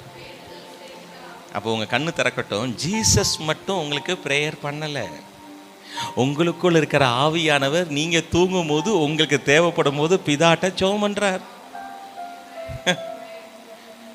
இப்போ எனக்கு ரொம்ப சந்தோஷம். அதே ரோமர் 8 கடைசியில் இருக்குது, கிறிஸ்து இயேசுவும் உங்களுக்குள்ள தங்கியிருந்து உங்களுக்காக வேண்டுதல் செய்கிறார். ஏதாவது சொல்லுங்க, எனக்காக பிதாவிடம் அவருடைய நேசகுமாரன் இயேசுவும் ஜெபிக்கிறாங்க, அவருடைய அன்பின் ஆவியானவரும் எனக்காக ஜெபிக்கிறாங்க. அதனால தான் நான் ரொம்ப பேர்ட்ட போய் சௌமணிக்கோன்னு சொல்றது இல்லை. எனக்கு அது தும்முறு இல்லை, சத்திய வெளிப்பாடுமோனே. ரொம்ப தேவைப்படும் போது தான் சும்மா போயிட்டு எனக்கு ப்ரேயர் பண்ணுங்க. கிறிஸ்டியன்ஸுக்கெலாம் ஒரு ஸ்டைல் இருக்குது. இப்போ நான் நாளைக்கு ஊருக்கு போகிறேன்னா, சௌமணிக்கோங்க பாஸ்டர் ஐயா, நல்லா சௌமணிக்கோங்க. நான் உங்களுக்காக ஒரு 2 பேர் சூப்பர் ப்ரேயர் பண்ணிட்டு இருக்கிறாங்க. ஒன்று, அவர் ஜெபத்தை மறுக்கவே முடியாது பிதா, அவங்க பெயர் மரியாதைக்கும் அன்பிற்கும் மாண்புமிகு நிரந்தர முதல்வர் இயேசு. ட்ரெண்டிங்கை டச் பண்ணுவோம். நான் சொல்றது புரியுதா தங்கச்சி? 2வது, உங்களுக்காக உள்ள இருந்து இயேசுவாது மேலே பரலோகத்தில் இருந்து பக்கத்தில் காதில் ஓதிக்கிட்டு இருக்கிறார். இங்கே எனக்குள்ளே இருந்துக்கிட்டு இயேசு கிறிஸ்து எனக்காக வேண்டுதல் செய்கிறார். ஆவியானவர் எனக்காக வேண்டுதல் செய்கிறார். சொல்லுங்க, ஆவியான எனக்காக வேண்டுதல் செய்கிறார். ஆனால் சொல்லுங்க, ஆவியான எனக்காக வேண்டுதல் செய்கிறார். நீங்க சொல்லும் போது தான் கிறிஸ்டியன்ஸ் செஞ்ச அடுத்த மிஸ்டேக் என்ன, தேவனுடைய வார்த்தையை நம்பிக்கையோடு அறிக்கை செய்து தேவனுடைய வார்த்தையினால தன்னுடைய மனதை மாற்றாம விட்டுட்டாங்க. சர்ச்சைக்கு வந்தோடனே ஓ பாபா வீட்டுக்கு போனேன், அவ்வளோதான் முடிஞ்சது. அப்படி இல்லை, நோ அப்படி இல்லை. 24 மணி நேரமும் 7 மணி நேரமும் 24 மணி நேரமும் 7 நாளும் என் கூட விட்டு விலகாத ஒரு, நீங்கள் வேலைக்கு போகும்போது விலகாத ஆவியானவர் எனக்குள்ளே, விலகாத இயேசு எனக்குள்ளே, எனக்காக ஜீசஸ் ஜெபம் பண்ணுறாங்க, அந்த ஜெபத்தை பிதா மறுக்க முடியாது. எனக்காக ஆவியானவர் ஜெபம் பண்ணுறாங்க, அந்த ஜெபத்தை பிதா மறுக்க முடியாது. நான் பண்ணுற ஜெபத்தை கூட முட்டாள்தனமாக பண்ணால் மறுத்துருவார். ஆனால் நான் எனக்குள்ள இருக்கிற ஆவியானவர் எனக்காக ஜெபம் பண்ணுறதை பிதா ஒரு நாள் மறுக்க. இப்போ பாருங்க, பிசாசு லூசு பிடிக்குது, நான் ஜாலியாக இருக்கிறேன். அதனால தான் யார்ட்டையா போய் செபிச்சுக்கோங்க.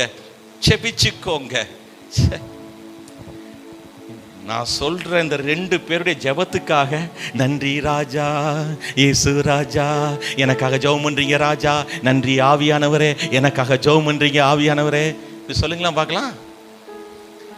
பிசாசுக்கு கிறுக்கு பிடிச்சிரும். இன்னுமே இந்த பையனை சொல்லிடும், இயேசுவையும் தெரியும், ஜானுஸ்லையும் தெரியும். இனிமே பிசாசு கூட சொல்லிடும், ஏடா ஏய் மகனே, உங்கள் வீடு இருக்கிற அட்ரஸ் என்ன? அட்ரஸ் நம்ம வீடு, வாடகை வீடு, ஜட்ஜ் ரோடு பக்கத்தில் போயிடாத. ஏன்னா சத்தியம் தெரிஞ்சிருச்சு அவனுக்கு. போயிடாத, மாட்டிக்கிடுவேன். சொல்றேன், இயேசுவை தெரியும். பிசாசு யாரு? தீர்க்கதரிசி இல்லை, சாத்தான். பவுல தெரியுங்குது. அதாவது மார்க் பண்ணி வச்சிருவாங்க. கொஞ்ச நாள் கழிச்சு, இந்த தங்கச்சியை தொடாத, அது வேற மாதிரி போயிடுச்சு சத்தியத்துக்குள்ள. புரியுதா? அந்த தைரியத்தில் நீங்க வாழுங்க. இப்படிலாம் பண்ணாதீங்க. நிறைய பேர் ஜெபிச்சா சரியாயிருமா? நிறைய பேர் ஜெபிச்சாங்க அரசியல் மாற்றத்தில், இந்தியாவுக்கு ஜெபிச்சாங்க.